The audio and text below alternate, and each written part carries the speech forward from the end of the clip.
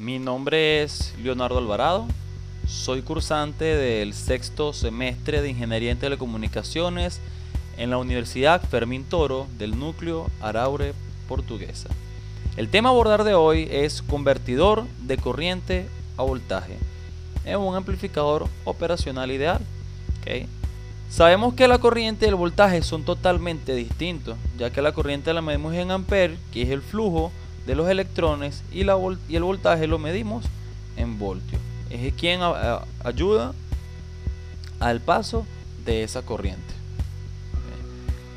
Abordando el tema, las características de un amplificador, antes de abordar las características del conversor de corriente a voltaje, tenemos que saber que un amplificador operacional tiene una entrada inversora y una entrada no inversora, de donde el voltaje de salida dependerá de la entrada de cada una de ellas. ¿Okay?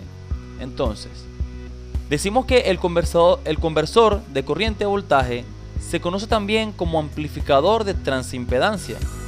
Llegada a una corriente de entrada, que se le denomina I sub in, la transforma en un voltaje proporcional a esta, con una impedancia de entrada muy baja, ya que está diseñado para trabajar con una fuente de corriente. ¿Okay? ¿Por qué una impedancia de entrada muy baja? Las características del amplificador ideal en su entrada tienen una impedancia muy alta, lo que hace que la corriente sea prácticamente cero. Pero como estamos implementando una corriente a la entrada inversora, nos damos cuenta que esa impedancia es de entrada muy baja por esa razón. Entonces luego, con el resistor RF, que es esta que está aquí, que es una resistencia de retroalimentación, es el factor de proporcionalidad. La relación que existe entre ellas es la siguiente: el voltaje de salida es igual a la resistencia por la corriente de entrada. Fíjense que se le aplica un signo de menos, quiere decir que esta salida va a ser negativa. También es debido a que estamos colocando esta fuente de corriente en la entrada inversora de nuestro amplificador. Las siguientes características son que también le podemos decir una fuente de tensión controlada por corriente, ya que si nos damos cuenta en el esquema, la salida está controlada por una fuente de corriente en la entrada inversora. Y decimos también que la tensión en salida es directamente proporcional a la corriente de entrada. Si nos vamos a un circuito simulado en LeafWire, ¿okay? Fíjense que aquí colocamos la corriente.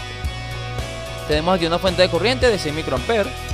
Tenemos aquí una resistencia de 100 kilo ohm.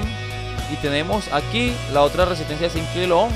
Coloqué aquí una resistencia variable o potenciómetro para que veamos la gráfica simulada, cómo cambia el voltaje de salida.